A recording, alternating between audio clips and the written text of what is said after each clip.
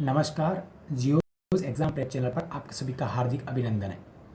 जैसा कि आप सभी को पता होगा कि मंकी पॉक्स को विश्व स्वास्थ्य संगठन ने एक वैश्विक आपातकाल के तौर पर घोषित किया है। इसका आज से यह है कि जब भी विश्व स्वास्थ्य संगठन किसी बीमारी को एक वैश्विक आपातकाल के रूप में घोषित करता है तो वहाँ पर उसको कंट्रोल करने के लिए सामूहिक देशों की जो प्रयासों की ज़रूरत होती है। लेकिन ये तो मंकी पॉक्स चल ही रहा था, उससे पहले निपा आ गया, हमारे इबोला वायरस था, कोरोना वायरस की मार समझ लिए, और इसी बीच एक नया वायरस आया है मारबर्ग वायरस। तो आज हम इस क्लास में एक परीक्षा की दृष्टि से ये जानने का प्रयत्न करेंगे कि मंकी वायरस जो भी रिसेंटली ट्रेंड में है और उसके साथ में जो नया पता लगा है मारबर्ग वायरस, इन दोनों के बीच में क्या अंतर है, क्या समानताएं हैं।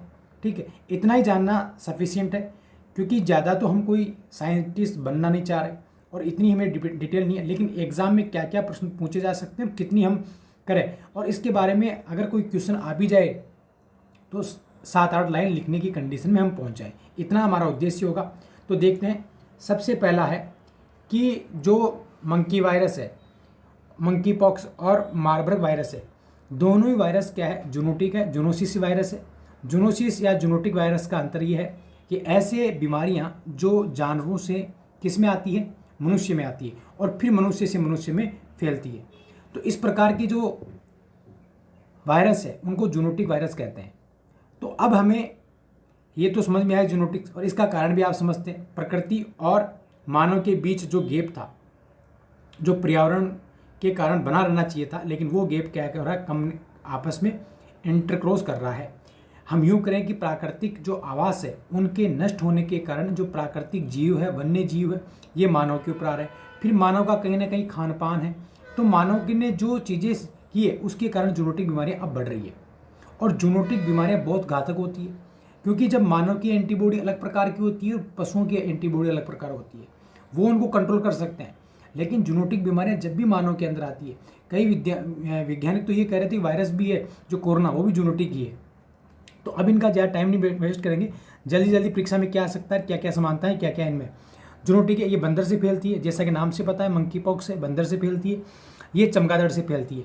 चमगादड़ क्या करता है कि इसके पीछे जो भी आया है कि वहाँ पर जो माइनिंग है, जो खदानें हैं, उन खदानों में क्या करते लोग, वहाँ खनन करते थे, तो कई दिन खदानों में गुफाओं में रहते थे, और उन गुफाओं में क्या होती है, चमगादड़ें रहती है, और उन चमगादड़ों के संपर्क में आने से ये मानव में ये जो मारबर्ग वायरस है ये आया है।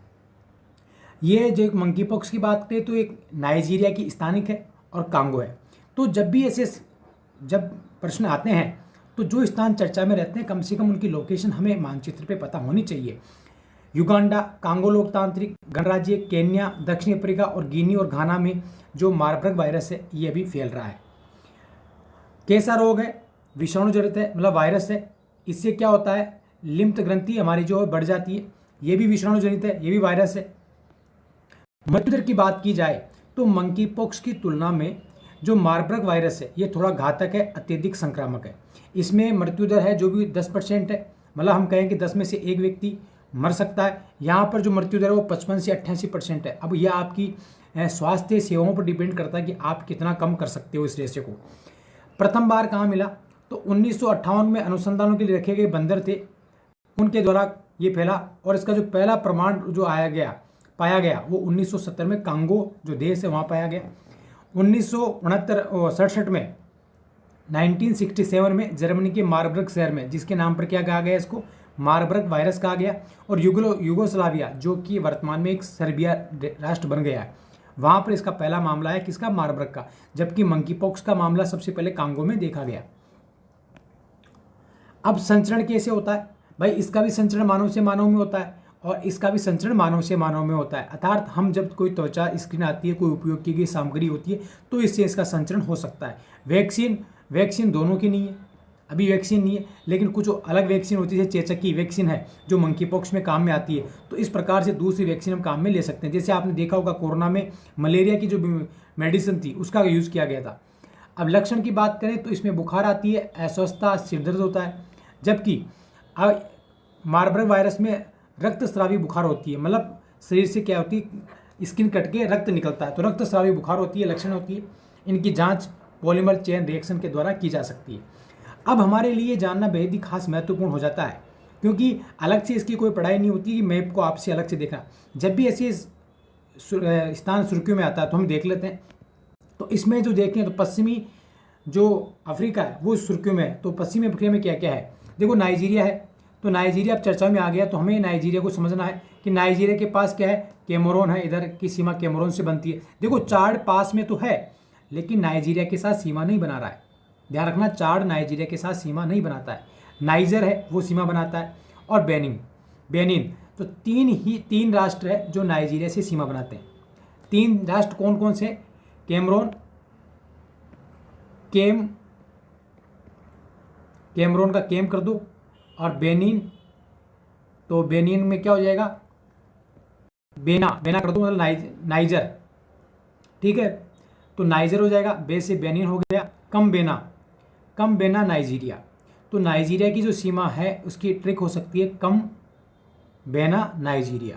तो एक देश का नाम भी साथ में आप ट्रिक में रखो, अलग अलग ट्रिक्स हो सकती है किस प्रकार से आप याद करते हो, या इसको है ना, तो नाक भी कर सकते हैं इसको, जैसे ना से क्या हो गया नाइजीरिया, और कैसे क्या हो गया कैमरून, नाक, और बेनिन को कर लो बेना, तो नाक बना नाइजीरिया में क्या बना, नाक बना, या नाक से खून आ गया, उस प्रकार वो बीमारी का भी सिम्टम याद रहेगा आपको कि रक्तस्रावी बुखार है। तो इस प्रकार आप याद कर सकते हो।